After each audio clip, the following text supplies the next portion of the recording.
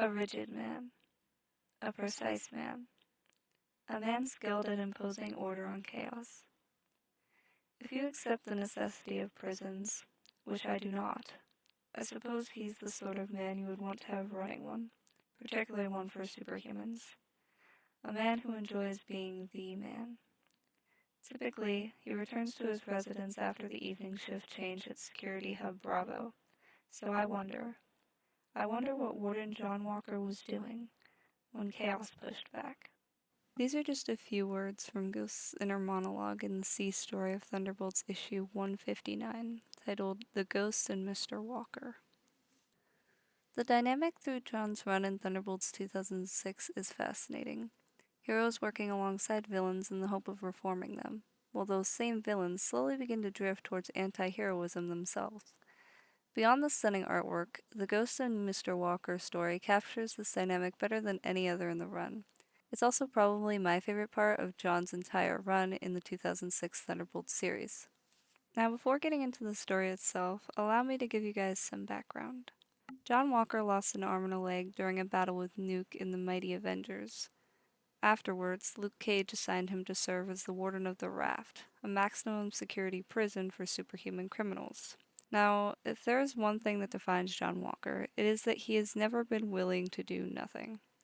As a child, he watched his older brother die in war and still declared that he would serve just as his brother had. At 18, he enlisted. When he was asked to become Captain America, he accepted.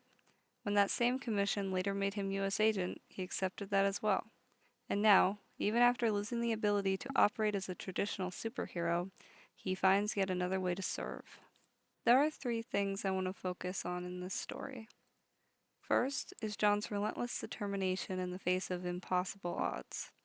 Second, how perfectly this story highlights the dismissive and often ignorant way John Walker is treated, not only by characters within the Marvel Universe, but also by the fandom itself. And third, how the story bridges the gap between hero and villain through the relationship between Ghost and John, creating understanding and mutual respect. It reminds us that if we're willing to watch, listen, and learn, people are often far more complex than we initially assume. So, when chaos pushed back and the raft was wrecked, John was in his quarters reading. The prison is devastated, and in typical John Walker fashion, he acts. As Ghost himself points out, John is essentially stuck inside a death trap. The power is gone, communications are down, it's a hopeless situation. And that's before even considering his disability. The panels that follow showcase exactly how relentless John Walker is. He drags himself across shattered floors, uses his teeth to open latches. He hauls himself through wreckage and then painstakingly pulls his wheelchair up after him. Even after Ghost arrives, John throws that wheelchair through another broken floor and jumps down after it, all while getting a briefing on the situation unfolding throughout the prison. Now, the first major point of conflict comes when John discovers that Ghost never informed Fixer about the attack. It's the first real demonstration of the hero and anti-hero dynamic at the heart of the story. Ghost and John have fundamentally different ideas of justice and punishment, yet that disagreement never prevents them from moving forward together. They argue, they disagree, and they continue working towards the same goal. Some of my favorite panels in the comic come shortly afterwards, when John attempts to free a guard trapped beneath an enormous piece of debris. Keep in mind that this man is missing an arm and a leg, operating from a wheelchair, and yet, against the odds, he pushes. I will never get over the moment when he's informed that Bravo is underwater. The expression on his face right before he finally lifts the debris off the guard is one of my favorite John Walker moments ever. Now, Ghost had attempted to recruit two inmates to help, Stain and Crate. Creative names, I know. Initially, they refuse, but when they realize they are unlikely to escape on their own, they reluctantly join in. Then together, all four of them save the guard. To be honest, I'm always a sucker for stories like this, where people who would never normally stand together are forced to cooperate in the face of disaster. This sequence also perfectly captures John's no man left behind mentality. He simply will not abandon someone. Even if saving them means risking his own life, he'll do it. For John, it's all of us or none of us. That philosophy is summed up perfectly when he tells Crate the following. It's not a game, Crate. Comms are shot. I'm responsible for every life on the raft, and I won't let this place become a death trap. What I find especially inspiring is that while other characters frequently abandon John, dismiss him, or throw him under the bus, John never returns the favor. No matter who someone is, hero or villain, he refuses to leave them behind. We see this same trait in Maximum Security issue 3, where John criticizes Steve Rogers and the Avengers for their actions, but immediately shuts down someone who begins mocking them after. He can disagree with people, even be angry with them, but he never stops respecting the lives involved. As the story progresses, Ghost begins to realize that John Walker is not the man he assumed him to be. That realization becomes especially clear when Stain betrays them and takes John hostage with a crowbar. Unfortunately for Stain, he apparently didn't know John Walker all that well either. John again proves that even with his injuries, he is far from helpless, tossing Stain over his shoulder. What matters most, however, is what happens afterwards. Once Stain is subdued, John leaves him where he knows he'll be safe when the shields reactivate. Ghost is surprised and questions John about this, noting that it was an incredibly generous response to Stain's betrayal. And we get another one of my favorite lines from John. I wouldn't be doing this if I didn't believe reform was possible, Ghost. It doesn't mean I think it's common. A bad guy did a bad thing. I don't have time to feel personally insulted.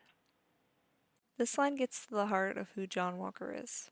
He's not naive, he doesn't trust people blindly, but he gives everyone their fair chance and dedicates himself to helping where he can. He doesn't spend his time worrying about what people think of him. He doesn't bother himself with hatred. He just does what he can to make the world a bit better.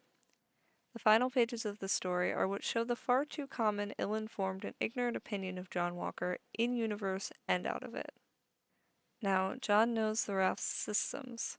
He understands that the containment section housing inmates who emit airborne toxins has effectively become a death trap, and he does not intend to let them die. Yet, after he succeeds and restores the section, the inmates immediately mock and berate him. John doesn't blink an eye in the face of this treatment. Well, he never does. He expects it and yet always does his best for others. His only reply is to focus on the next section and focus on saving more people. As they leave, Crate says that they should have let them die and it would have saved the government money. And ironically, that's exactly the sort of statement many people would assume John Walker himself to make. Yet John is actually the most sympathetic of the three characters. Ghost's inner monologue in the beginning and the end is what I feel to be the key to this story. I thought I was right about you, too, Walker. I thought you were a little more than a reactionary bully, compensating for what your injuries took away, relishing a life of control over others. I was right about one thing. People will sometimes surprise you given the chance. He begins the story seeing John the same way many others do, a bully compensating for his losses, relishing in control. And by the end, Ghost realizes he's completely wrong.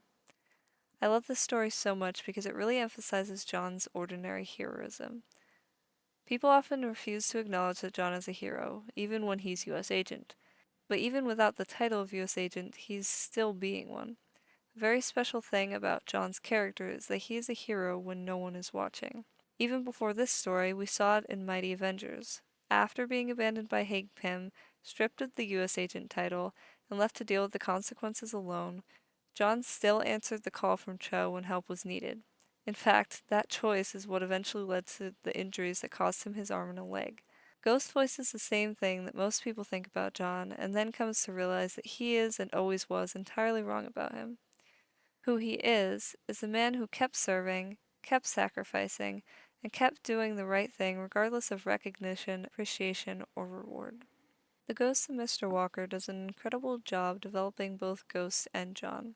It highlights everything that makes the relationship compelling, everything that makes the Thunderbolts concept work, and everything that makes John Walker one of Marvel's most misunderstood heroes.